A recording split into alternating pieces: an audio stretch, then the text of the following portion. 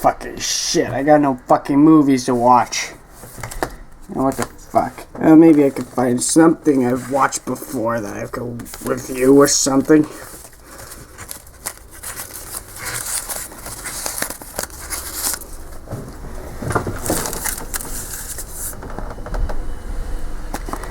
Let's see here.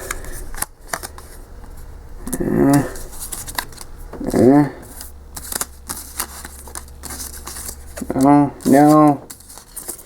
Not interested. The hell can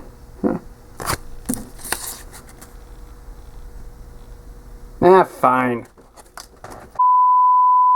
So I went to go see The Revenant with my mother, and I couldn't help but feel inclined to see this movie that was getting nominated for Oscars. Maybe this would finally be the film that Leo gets his own Oscar. You did it. Bravo. Wonderful. I'm so proud and I have my honor. So what did I think of it? Well, it was really good to me. Leonardo DiCaprio plays Hugh Glass, a trapper in the organized territories in the early 19th century. While he and his half-Ponwe son, Hawk, played by Forrest Goodluck, are hunting, the company's camp is attacked by Arikara natives, forcing the survivors to flee the camp and eventually hike back to their outpost at Fort Koala. After getting mauled by a bear, Glass is now in a near-death state, making travel with him very difficult for the team of survivors. Captain Andrew Henrys offers money to anyone willing to stay behind with Glass until he recovers or dies. Hawk, John Fitzgerald, played by Tom Hardy, and Jim Bridger, played by Will Poulter, are the only ones who agree to do so. Once the survivors leave, Fitzgerald attempts to smother Glass but is stopped by Hawk, and in the struggle,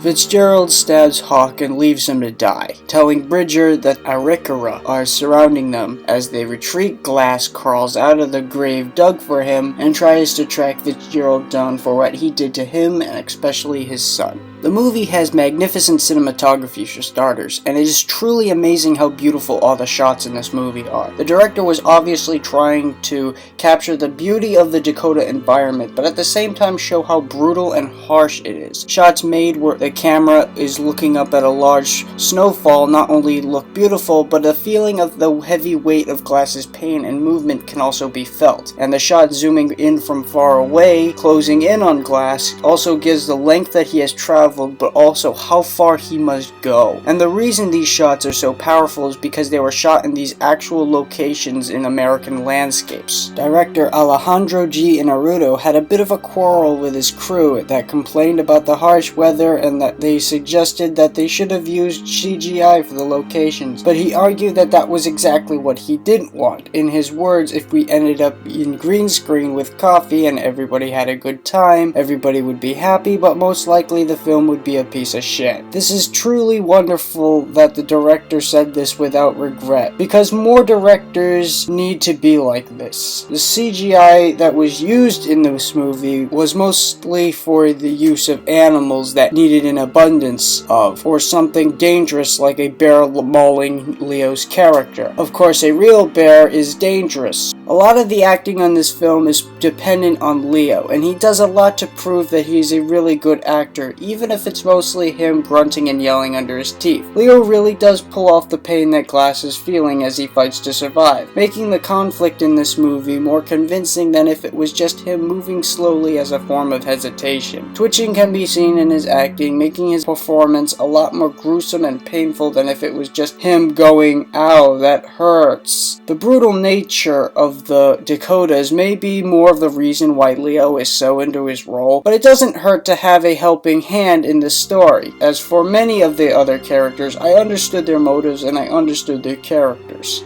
Although the story is pretty much just a story about a revenge, it focuses more on the survival of this man leading up to his encounter with the man who betrayed him and the harsh journey that he had to take to get there. It's a bit of a spoiler talk to talk about many of the things that happened in his journey because I fear that would be a bit of a spoiler to talk about them. So if you want to know what I am talking about, you may want to watch the film for yourself to see what I mean. I honestly didn't have many problems with the film, with the exception of probably the the ending, which plays off a little more like a typical revenge story. Like I said, I don't like spoilers, so I really don't want to talk about it, but all I can say is after the experience I had, I could possibly go without it. The only reason it was really in there is so there could be a chance that Glass avenges Hawk, who didn't even exist in real life. The movie was actually a fabrication of the old American story about the real Hugh Glass. It would make sense changing a few characters around, like Tom Hardy being a fur trapper instead of a member of the US Army, but why the hell is Hawk's character in here? It wasn't like he did anything real special, he only felt like a reason the audience would understand why Glass would want the revenge he wanted in the film. Like I said, really only one thing that annoyed me a bit, but it doesn't ruin the story in any real bit, so I'm gonna give this film an A.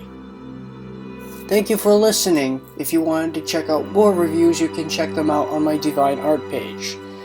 And if you wanted to like and subscribe, the button's at the bottom.